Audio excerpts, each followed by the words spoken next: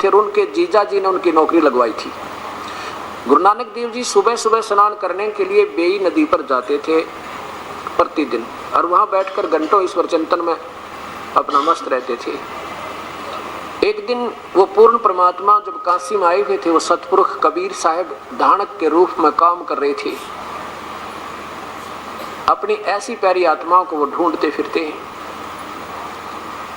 आकर के उस बेई नदी के किनारे सुबह सुबह जब वो नहाने के लिए पहुंचे तो कबीर परमात्मा एक जिंदा महात्मा का रूप बना के, जिंदा महात्मा मुसलमानों में होते हैं, ऊपर काला सा टोप लंबे चोटे का, और एक ओवरकोट काला ही घुटनों से नीचे तक का, और एक कच्छा लंबा सा घुटनों से ऊपर तक का पहन, ये ऐसी उनकी वेशभूषा होती है, उसको जिंदा महात्मा कहते हैं। तो ज्यों ही कबीर साहब वहां पहुंचे, उनको नमस्कार किया गुरु नानक देव को। अब श्री नानक जी की दृष्टि पड़ी साधु को देखकर भक्तात्मा प्रसन्न होते, कहा आओ महात्मा जी बैठो। तो कबीर परमेश्वर ने जिंदा के महात्मा में कहा कि महात्मा जी, किसको? गुरु नानक देव को, कि मैं एक भटकी हुई आत्मा हूँ और मैं सब जगह जा लिया हूँ, मेरी आत्मा में भी तसल्ली नहीं हुई कि मेरा भक्ति मार्ग सही है। बेशक मैं ना मैंने हिंदू छोड़ा है, कोई संत ना मुसलमान और ना ही कोई ईसाई, सबसे मेल कर लिया, लेकिन मेरी आत्मा की संतुष्टि नहीं हो पाई जो प्रक्रिया मैं कर रहा हूँ। और साथ में मैंने एक रामानंद नाम के महापुरुष से उपदेश भी ले रखा है हिंदू थे, पर मेरी तसल्ली नहीं हो पाई। और आपके बारे में मैंने बहुत सुना है, आपने सच्चा सौदा भी किया, उसके बारे में आपकी बहुत चर्चा चल रही है, तो मैं इसलिए आपसे अपने कल्याणार्थ आया हूँ, मुझे दया करो, मैं आपका बच्चा हूँ। तो गुरु नानक देव जी ने पूछा आप कौन हो, कहाँ से आए हो? परमेश्वर ने बताया कि मैं काशी में धानक का काम करता हूँ, जुलाया हूँ, मेरा नाम कबीर है, छोटी जाति में मैं अवतरित हूँ। अब गुरु नानक देव जी ने सोचा जो मुसलमान होकर मेरी बात को पूछना चाहता है तो बहुत प्यारी आत्मा है। तो जैसा उनको ज्ञान था उन्होंने बताया कि भगवान श्री कृष्ण सर्वेश्वर और ये सारी सृष्टि के रचनहार, इन्हीं की पूजा करनी चाहिए, यही एक निरंकार, यही एक ओंकार, ये पूजा के योग्य है। कबीर साहब ने कहा कि देखो गीता जी के 18वें अध्याय के 62वें श्लोक में लिखा है कि वो परमात्मा कोई और है जो गीता बोलने वाला भगवान कह रहा है श्री कृष्ण मान लीजिए, आप श्री कृष्ण मान रहे हो, तो वो कौन है गुरु नानक देव? अब इसका जवाब हमारे पास था ही नहीं, पहले भी नहीं था, और वो रोज गीता पढ़ते थे, उनको तो कंठस्थ याद थे ये श्लोक। और फिर 8वें अध्याय के 16वें श्लोक में लिखा है कि ब्रह्मलोक से लेकर सारे के सारे लोक नाशवान है, और भगवान ब्रह्मा विष्णु महेश भी नाशवान है या विनाशी नहीं है। आप देखिएगा देवी भागवत महापुराण का थोड़ा सा विवरण दूंगा बीच में, क्योंकि ये ऐसा जटिल ज्ञान हो गया, इसको सत ज्ञान रूपी शस्त्र द्वारा ही समझा जा सकेगा। ये समय समय पर ये साथ में प्रमाण मिलेंगे तो बुद्धि पुण्यात्मा आपके हृदय में यह बात समाई रहेगी जो दास कहना चाहे। इसमें गीता प्रेस गोरखपुर से प्रकाशित है। इसके अनुवादक कौन है? हनुमान प्रसाद पोदार चिमन लाल गोस्वामी, और गीता प्रेस गोरखपुर से ये मुद्रित है। इसके तीसरे सेकंड में सिर्फ 2 सेकंड का सत्संग है, 10 सेकंड का ये सुनाता हूँ। इसमें तीनों भगवान स्वीकार करते हैं ब्रह्मा विष्णु महेश के, हम तो नाशवान हैं, हमारी तो जन्म और मृत्यु होती रहती है, हम अविनाशी नहीं है। ये तीसरा सेकंड भगवान शंकर भगवान विष्णु अपनी माता दुर्गा की महिमा गाते हैं, तुम शुद्ध स्वरूपा हो, यह संसार तुम्हीं से उद्भासित हो रहा है, मैं ब्रह्मा और शंकर, मैं विष्णु ब्रह्मा और शंकर, हम सभी तुम्हारी कृपा से विद्यमान है। हमारा तो आविर्भाव माने जन्म, और तिरोभाव माने मृत्यु, हम तो जन्म और मृत्यु के अंदर है, केवल तुम ही नित हो, जगत जननी हो, नित माने अविनाशी, जगत जननी हो, प्रकृति और सनातनी देवी हो। प्रकृति भी दुर्गा को कहते हैं, ये भी ध्यान रखना। यहाँ देखिएगा भगवान शंकर बोले, देवी यदि महाभाग विष्णु तुम्हीं से प्रकट हुए हैं तो उनके बाद उत्पन्न होने वाले ब्रह्मा भी तुम्हारे बालक हुए, और फिर मैं तमोगुणी लीला करने वाला शंकर क्या तुम्हारी संतान नहीं हुआ, अर्थात मुझे भी उत्पन्न करने वाली तुम ही हो। इससे सिद्ध हो गया कि ब्रह्मा विष्णु महेश की माँ दुर्गा शेरा वाली, और ये नाशवान है, अविनाशी नहीं है, जन्म और मृत्यु होती रहेगी। तो इस बात को कई संकेत दिए मालिक ने। अब एकदम ये बात सुने तो आदमी को झटका लगा, चाहे कितना ही क्यों ना अच्छी आत्मा क्यों ना हो, कि अपने ज्ञान को जब वो लगा हुआ है तो सत्य मानकर लगा हुआ है। और जिस दिन ये असत सामने आ जाएगा फिर तो यह बात आप पर सुलझ जाएगी, फिर तो मन ही नहीं कहे मानेगा उसको करने को। अब गुरु नानक देव जी कहने लगा कि भी बात सुन, जिंदा तो बड़ी बात बहुत करता है, मुझे तेरी बातें अच्छी नहीं लग रही हैं। आप ब्रह्मा विष्णु महेश को नासवान बता रहे हो। कबीर साहब ने कहा मैं नहीं बता रहा, आपके शास्त्र बता रहे हैं। और उनकी वार्ता लगभग 2 घंटे चली। कबीर साहब ने बताया कि ये जिसको आप भगवान बता रहे हो ये तो कहता मैं काल हूँ, 11वें अध्याय के 32वें श्लोक में। और अर्जुन देख रहा है 11वें अध्याय के 21वें श्लोक में आप तो देवताओं को भी खा रहे हो, जो आपकी पूजा करते हैं उनको भी नहीं बख्श रहे। फिर दिखाया 11वें अध्याय का 32वां श्लोक, फिर देखिए क्या कहता, मैं काल हूं अर्जुन और सबको खाने के लिए आया हूं।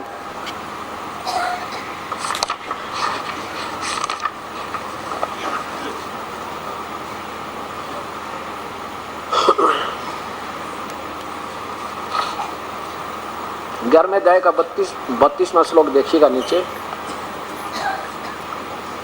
सब लोगों का नाश करने वाला मैं बढ़ा हुआ काल हूं। ये काल है, सब देखो काल है, चलो महाकाल लिख दिया कोई बात नहीं। काल हूं और इस समय इन लोगों को खाने नष्ट करने के लिए प्रवृत्त हुआ हूं। और प्रतिपक्ष की सेनाओं में जितने योद्धा लोग हैं आपके ना मारे से भी मर जाएंगे अर्जुन, मैं मार डालूंगा। वो तेरे बिना, सब तेरे बिना भी नहीं रहेंगे, अर्थात वो तेरे युद्ध ना करने से भी सबका विनाश हो जाएगा। और इसी 11वें अध्याय के 21वें श्लोक में भगवान आंखों देखा कह रहा अर्जुन, हे परमात्मा आप तो इन देवताओं को भी खा रहे हो, ओए होए होए, और ये जो आप ही की स्तुति कर रहे हैं, आप ही का भजन कर रहे हैं। 11वें अध्याय का 21वां श्लोक है ये, 21वां। वे ही देवताओं के समूह आप में प्रवेश कर रहे हैं, आप उनको खा रहे हो और कुछ भयभीत होकर हाथ जोड़कर आपके नामों का गुणगान कर रहे हैं, आप ही की स्तुति कर रहे हैं, वेदों के मंत्रों से उच्चारण कर रहे हैं तथा महर्षि और सिद्धों के समुदाय कल्याण हो, बख्श दो ऐसा कहकर उत्तम उत्तम स्तोत्रों से उन वेदों से तेरी आपकी स्तुति करें, आप उनको भी खा रहे हो।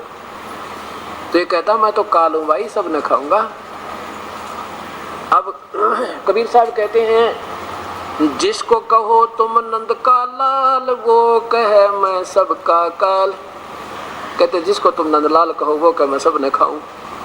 ये श्री कृष्ण नहीं बोल रहे थे, ये भगवान काल बोल रहा है। ब्रह्म श्री कृष्ण में प्रवेश करके पहले दिन प्रमाण दिया था आपको और 25 प्रमाण देकर सिद्ध कर दिया था कि श्री कृष्ण जी ने गीता में एक शब्द नहीं बोला।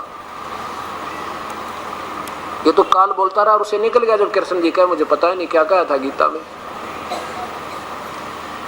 इन बातों ने सुनकर गुरु नानक देव जी कहने लगे, जिंदा लग तो रहे थे आप भक्तात्मा, पर आप तो विपरीत बुद्धि के व्यक्ति हो, आप भक्त नहीं हो, आप तो मुझे शिक्षा देने आए हो, लेने नहीं आए हो। इतनी कह करके वो नाराज होते दिखी प्यारी आत्मा, क्योंकि हम पुराने रंग पर इतने रंगे जा चुके हैं। तो श्री भगवान परमेश्वर उठ कर कहने लगे, नाराज ना हो प्यारी आत्मा, मैं तो अपना शंका समाधान चाह रहा था और नाराज मत हो, हम चले जाते हैं। उठकर चले गए। अब यहाँ परमात्मा कहते हैं, इन प्यारी आत्माओं को कैसे बताऊं, तो मेरे बच्चे हो, इस दूसरे रंग में इतने रंगे जा चुके हैं कि मेरा सिर फोड़ने न जा।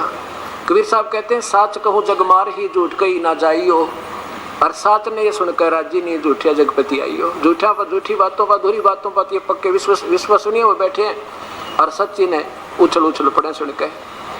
कोई बात ना, समय आएगा, ज्ञान अब समा होगा, हर बच्चे के हृदय में ये ज्ञान होगा, वास्तविकता होगी। उसके बाद श्री गुरु नानक देव जी से पूछने लगे वहां के उपस्थित लोग, ये कौन था जो ऐसी उठपटांग बातें कर रहा था। गुरु नानक देव जी ने कहा कि काशी का रहने वाला एक छोटी जाति का, कमीन जात का था, पता नहीं क्या क्या बक रहा था। श्री कृष्ण मुसलमान था ना, ये तो जानबूझ के कहना ही था इसने, कुछ ऐसी मन में भी आई बातें। अब परंतु अंदर में ये बात समा गई गुरु नानक देव जी के सच्चाई 100% कति 100 की 100 है, लेकिन सारी रात नींद नहीं आई इस प्यारी आत्मा ने। सोचा कि उनसे तो बहुत वार्ता करनी चाहिए थी हमने। हम अपने हठ योग हठ धर्म में पढ़ा रहा, हमें सत्ज्ञान होते हुए भी और मन से प्रेरणा कर परमात्मा, हे भगवान, हे रब, एक बार फिर भेजना उस महापुरुष को, अब के मैं उसकी सारी बात सुनूं। ऐसे काफी समय बीत गया। रोज तड़फ करे, रोज प्रार्थना करे। जब कति पक्की चाह होगी ना उनके हृदय में, एक दिन फिर आगे मालिक। उसी समय जब वो वेई नदी पर स्नान कर रहे थे प्यारी आत्मा गुरु नानक देव जी, और एक नौकर उनके कपड़े लिए खड़ा बैठा रहता था, ये नहा लूलेंगे तो कपड़े इनको पहना देंगे। उस समय वो परमेश्वर फिर पहुंचे उसी जिंदा वाले रूप में, लेकिन उस दिन केवल गुरु नानक देव जी को नजर आ रहे हैं और किसी को नहीं। और 1 घंटे तक दोनों की वार्ता होती रही और नहाने वाले सोच रहे हैं आज ये गुरु नानक देव जी आप ही आप बोल रहे हैं, क्या बात है। दूसरे कहते हैं भगत आत्मा भाई तो आप कई बार अपने आप ऐसे बोलता रहता है। तब गुरु नानक देव जी ने कहा, देखो महात्मा जिंदा तेरी बात मैं जब मानूंगा जब आँखें देखो रब ने। अब ये तो देखो पिछली बातों तो आपने रिजेक्ट करी दी और सामने आ मेरा आगे कलकत्ती नहीं सही नहीं है, और आपकी बात पर विश्वास कैसे करूँ, कोई प्रमाण नहीं। अगर आँखा देखूं तो जब मानूं। तो परमात्मा बोले भी आँखा देख तू। आँखा दिखाते हैं आपको। क्या कहा कि वो स्नान कर ले पहले तू, कुछ ऐसा। उन्होंने जो ही स्नान करने के लिए डुबकी लगाई वहां से उनको अदृश्य कर लिया, और अप स्ट्रीम में जिधर से पानी आ रहा था उधर ले गए 3 किलोमीटर की दूरी पे नीचे अदृश्य करके। लोगों ने सोचा ये डूब गया। वहां के लोगों ने देखा कि डुबकी लगाई थी, नौकर ने शोर मचाया कि गुरु नानक देव जी डूब गए, बाहर नहीं आए। नगर में पहुंचे, राजा का सहयोग लिया, गोताखार गोर पहुंचे, उधर जाल डाल कर ढूंढा, लेकिन वो ढूंढ रहे डाउन स्ट्रीम में और वो ले गए अप स्ट्रीम में। वो ढूंढ रहे जिधर जल बह रहा था और वो पहुंच गए दूसरी साइड में, और 1 किलोमीटर अंदर जंगल में जाकर तब परमात्मा ने कहा कि बैठ जा प्यारी आत्मा, तुझे दर्शन कराता हूँ सतलोक की, सचखंड की। गुरु नानक देव जी बैठ के, क्योंकि देखो सर्प न मणि भूखे न भोजन, और भाई बांध न पुत्र, और भगत ने परमात्मा ही की तलाश, उसके लिए कुछ करवा लो। जंगल में बैठ जाते हैं। कहा कि अब चल मेरे साथ। आत्मा निकाल ली अंदर से शरीर, जो एक अंदर शरीर झोंका तो रहता हमारा, जब तक हमें दूसरा शरीर किसी दूसरे का नहीं मिलता तब तक ऐसा ही रहेगा। ये मानव शरीर से निकले प्राणी भूत प्रेत से कुछ भी बने रहे वो ऐसे ही नजर आएंगे। तो ऐसे अंदर से वो आत्मा सूक्ष्म शरीर निकाला और ऊपर सतलोक में ले गए।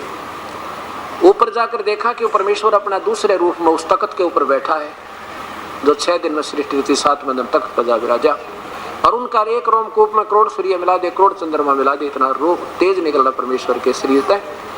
अब दूसरे रूप में वही परमात्मा जिंदा वाले महात्मा के रूप में उस प्यारी आत्मा को साथ लेकर जा रहे, और वहां जाकर के वो जिंदा वाला स्वरूप अपने दूसरे स्वरूप पे ऐसे चवर करने लगा।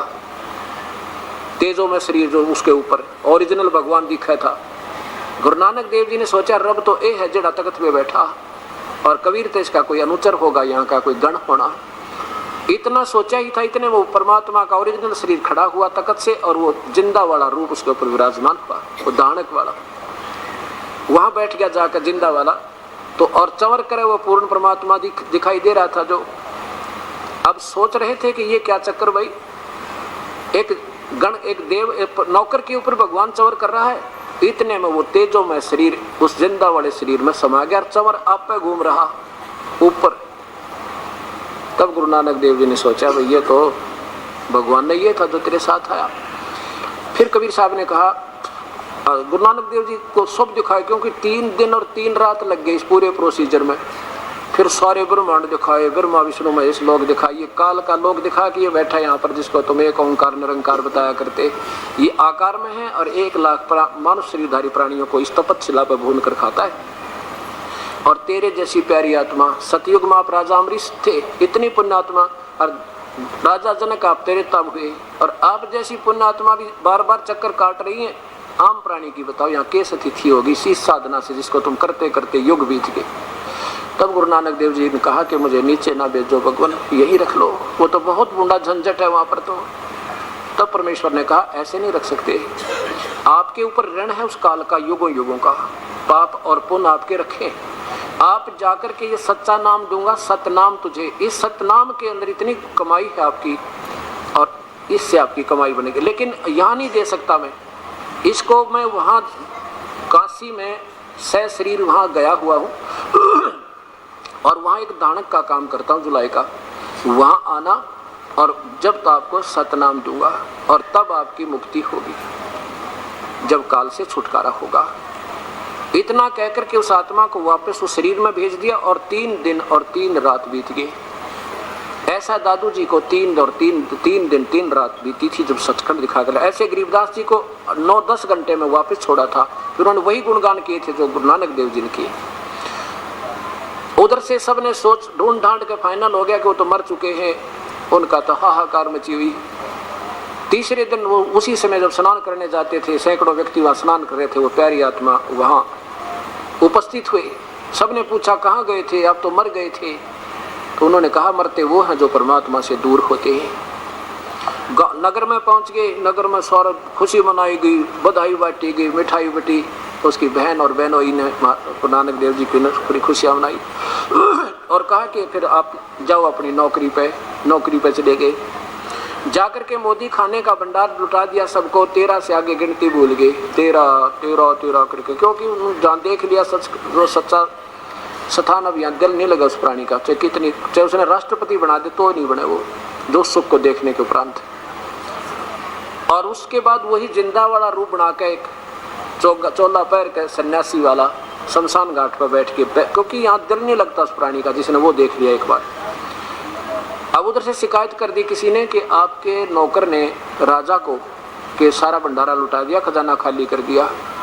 अब उस राजा ने उनके बहनोई श्री जयराम जी को बुला के तेरी शनाख्त पर मैंने इनको रखा था, तेरे सामने अकाउंट करेंगे और जो भी घाटा होगा तेरे से पूरा कर लूंगा, आप काउंट कराओ बैठ के। गिनती की तो गिनती जब की तो 760 रुपये गुरु नानक देव जी के सरकार की तरफ ज्यादा पाए। बोलो सतगुरुदेव की जय। तो इस बात को राजा ने बड़ा दुख हुआ कि भगत के ऊपर मैंने डाउट किया, मेरी बहुत कमजोरी है, अक्षमा याचना करूंगा, उनको बुला कर लाओ। बुला लाए तो उन्होंने कहा कि आप नौकरी करो और आपके 760 रुपये सरकार की तरफ ज़्यादा है, गुरु नानक देव आप ले लो और आप यहाँ नौकरी करो। गुरु नानक देव जी कहने लगे अब सच्ची सरकार की नौकरी करेंगे, इस कच्ची की नहीं हो सकती मेरे तक। अब मेरे को जो संदेश मिला उसका उसको जन जन तक पहुँचाऊँगा। वहाँ से वो प्यारी आत्मा काशी पहुँचे। अब भगवान कहे मैं काशी में जुलाहा बन कर आया हूँ, रामानंद मेरा गुरु है, तो वो नहीं मिलेंगे तो रामानंद जी को दुनिया जानती होगी। वहाँ पहुँचे, रामानंद जी से मिले और रामानंद जी को भी परमात्मा कबीर साहब ने वो सचखंड दिखाया था। ऐसे ही जब उनका भ्रम तोड़ा था ना, तो रामानंद जी तो इतने कट्टर ब्राह्मण थे, छोटी जाति वालों के दर्शन भी नहीं करते थे। उसके बाद उन्हें सबसे सीने से लगा लिया, हिंदू मुसलमान सिख ईसाई को रामानंद जी ने। जब रामानंद जी से मिले तो उनको सत्य कथा पता लगा कि वास्तव में परमेश्वर आए हैं, लेकिन वो किसी को पता नहीं लगने देते। उसको हम कहना ये भगवान है तो नहीं जचता किसी का, ये भगवान है, ये परमात्मा है, ये पूर्ण ब्रह्म है। तो जाकर के वो एक वहां से एक सेवक भेजा रामानंद जी ने, पहुंचे कहाँ, जहाँ भगवान अपनी खड्डी में बैठे थे। ओए होए, जब देखी वो सकल जिंदा महात्मा के रूप में बेई नदी पर, वही सतलोक में, और अब एक जुलाहे के रूप में दूसरी वेशभूषा में। ओए होए, कहते हैं फाई सूरत मुल्क की वेश, फाई जो की तो वो सूरत सुंदर, और मुल्क की माने वहाँ तो जिंदा महात्मा के रूप में और यहाँ एक धानक के रूप में विराजमान है। फाई सूरत मुल्क की वेश, ए ठगवाड़ा ठगी देश, खरा सियाणा बहुते बार, ये धानक रूप रहा करता रहे। ओए होए, आँखों में पानी भर के दुनिया ने आवाज लगा लगा बताओ रहे, ये बैठा भगवान, ये खरा सियाणा, ये किसी को पता नहीं लगने देता मैं प्रभु हूँ। लेकिन ये ऐसा नहीं जैसा तुम्हें नजर आ रहा है, ये बड़ा भार यानी बहुत कीमती है, ये पूर्ण परमात्मा है। अब जिसने देखो, जिसने लाल की परख होगी वही उसको सीने से लगाता है, अनजान व्यक्ति उसकी कदर नहीं करता।